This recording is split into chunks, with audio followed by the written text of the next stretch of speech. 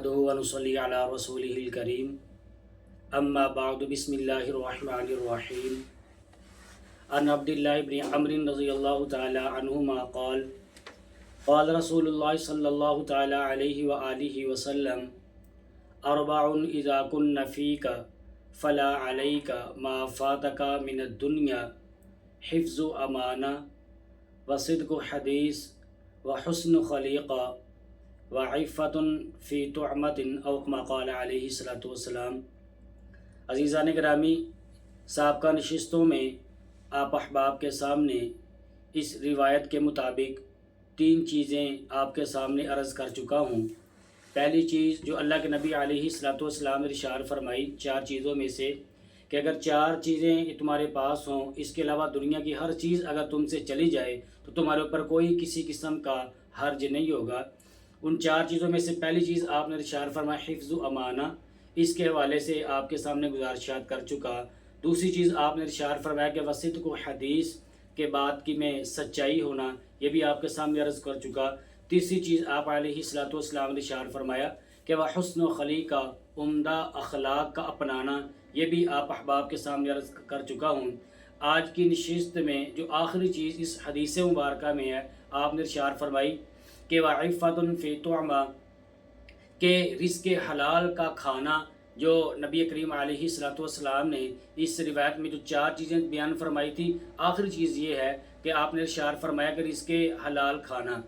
عزیزان گرامی، اللہ تبارک و تعالیٰ نے بھی قرآن مقدس میں کئی مقامات پر یہ بات ارشاد فرمائی، یا ایھا الرسول کلوا من الطیبات واعملوا صالحا۔ اس آیت مبارکہ میں اللہ تبارک و تعالیٰ نے حضرات انبیاء علیہم الصلوات و تسلیمات کو مخاطب فرمایا کہ یا ایھا الرسل، اے رسولو، کلوا من الطیبات، کہ تم کھاؤ پاکیزہ چیزوں میں سے، واعملوا صالحا، اور اعمال صالحہ کرو، انی بما تعملون علیم، بے شک جو کچھ بھی تم کرتے ہو ان تمام کی تمام چیزوں کو اللہ تبارک و تعالیٰ یہ بات ارشاد فرما رہی ہے کہ میں جاننے والا ہوں۔ عزیزان گرامی، مفسرین نے یہاں پر ایک لطیف نقطہ بیان فرمایا کہ جو شخص رزق حلال کھاتا ہے، اس کے منہ سے، اس کے حلق سے یہ رزق حلال اگر اترتا ہے تو پھر اللہ تبارک و تعالیٰ اس آدمی کو نیک اعمال کرنے کی توفیق عطا فرما دیتے ہیں۔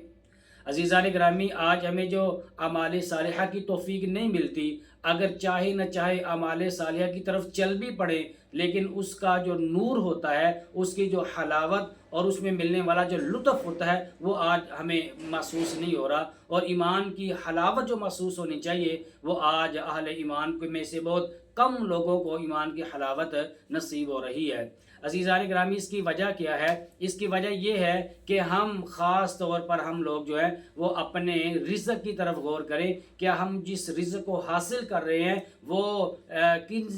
اس کے ذرائع کون سے ہیں؟ کیا ہم رزق حلال حاصل کر رہے ہیں؟ کیا ہم جائز طریقے سے اپنے رزق کو حاصل کر رہے ہیں یا ناجائز طریقے سے رزق کو حاصل کر رہے ہیں؟ اس میں مجھے اور آپ کو، ہر مسلمان کو غور کرنے کی ضرورت ہے۔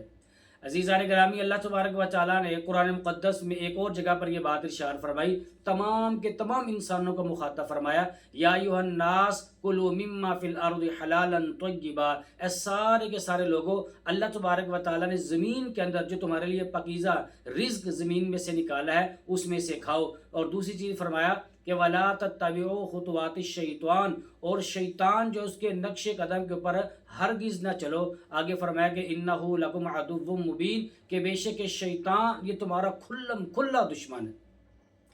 عزیزان گرامی، اللہ تبارک و تعالیٰ نے قرآن مقدس میں ایک اور جگہ پر یہ بات ارشاد فرمائی، یا ایھا الذین آمنوا کلوا من طیبات ما رزقناکم۔ اب یہاں پر اللہ تبارک و تعالیٰ نے اہل ایمان کو مخاطب فرمایا ہے کہ ایمان کا دعویٰ کرنے والوں، پاکیزہ حلال رزق میں سے کھاؤ جو اللہ تبارک و تعالیٰ نے تمہیں عطا فرمایا ہے۔ آگے فرمایا کہ وشکروا للہ، اور اللہ تبارک و تعالیٰ کا شکر ادا کرو، ان کنتم ایاہ تعبدون، اگر تم اللہ تبارک و تعالیٰ ہی کی عبادت کرتے ہو۔ عزیزان گرامی، یہ اللہ تبارک و تعالیٰ کی مرضی ہے۔ اللہ تبارک و تعالیٰ نے کسی کو رزق میں بہت زیادہ وسعت عطا فرمائی، کسی کو اللہ تبارک و تعالیٰ نے رزق کے اعتبار سے کمی عطا فرمائی ہے، یہ اللہ تبارک و تعالیٰ کی دین ہے، اللہ تبارک و تعالیٰ کی آزمائش ہے۔ اللہ تبارک و تعالیٰ کسی کو بہت زیادہ دے کر بھی آزماتے ہیں، اللہ تبارک و تعالیٰ مال کے اندر قلت کے ساتھ بھی انسانوں کو آزماتے ہیں کہ یہ انسان کتنا میرا شکر ادا کرتا ہے۔ اللہ پاک نے فرمایا کہ لَإِن شَكَرْتُمْ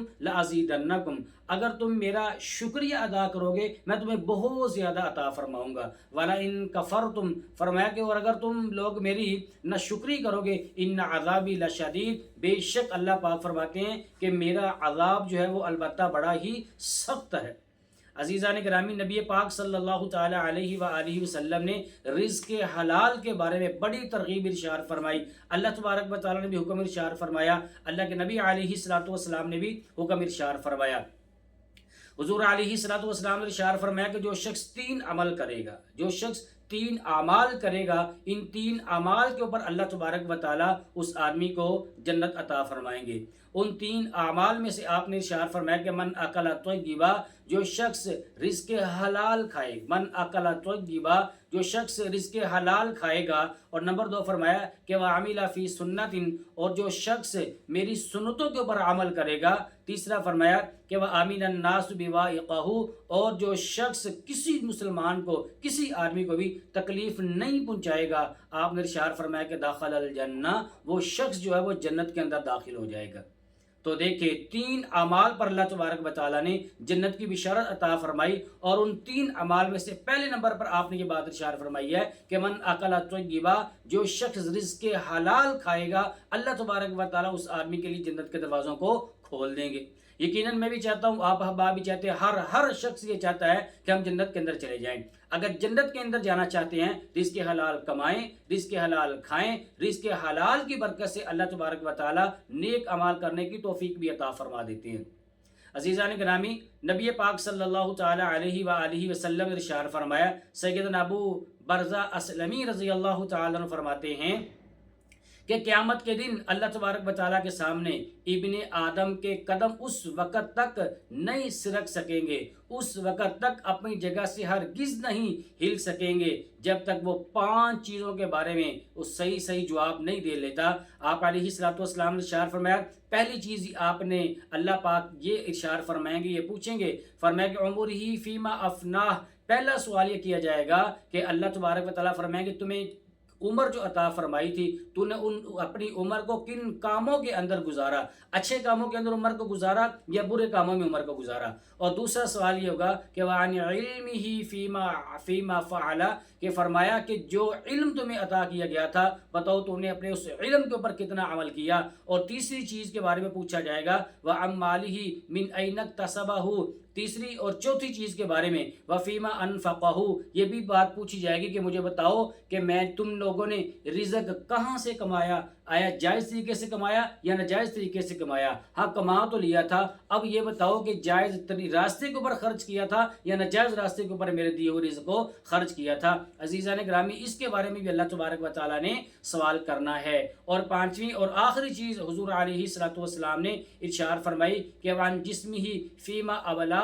اللہ تبارک و تعالیٰ نے مجھے آپ کو یہ جو جسم عطا فرمایا ہے، یہ بھی اللہ تبارک و تعالیٰ نے پوچھنا ہے کہ اپنے اس بدن کو، اپنے اس جسم کو کن کاموں کے اوپر لگایا تھا۔ عزیزان گرامی، ساری بات کا خلاصہ لب لباب یہی ہے کہ رزق حلال، رزق کمائیں، رزق حلال کمائیں، بہت کمائیں، بہت کمائیں، جتنا کما سکتے ہیں اتنا حاصل کریں، اس کو کمائیں، لیکن حلال طریقے سے، جائز طریقے سے۔ جب اللہ تبارک و تعالیٰ عطا فرما دے، پھر اس کو جائز راستے کے اوپر، حلال راستے کے اوپر خرچ کیا جائے۔ اگر اس کا حلال راستے کے اوپر خرچ کریں گے، حلال کمائیں گے، عزیزان گرامی، میرے اور آپ کے لیے بھی جنت کے فیصلے ہوں گے۔ اور یہ جو 4 چیزیں آپ علیہ الصلوۃ والسلام نے اس ایک روایت میں بیان فرمائی، 4 میں سے 3 کا تذکرہ میں نے آپ کے سامنے پہلی نشستوں کے اندر کر دیا۔ آج کی آخری نشست میں اس حدیث مبارکہ کی روح سے آپ علیہ الصلوۃ والسلام نے جو ارشاد فرمایا تھا کہ وعفۃ فی طعمۃ، کہ رزق حلال کھانا، یہ بھی میں نے آپ کے سامنے عرض کیا۔ دعا اللہ تبارک و تعالیٰ سے، اللہ تبارک و تعالیٰ ہم سب کو رزق حلال کمانے کی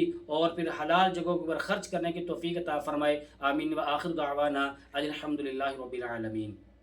وہ راتوں کو خلوت سے معمور سجدے، وہ لمبی رکعتوں سے مسحور سجدے، وہ سجدے محافظ مددگار سجدے، غموں کے مقابل عطردار سجدے۔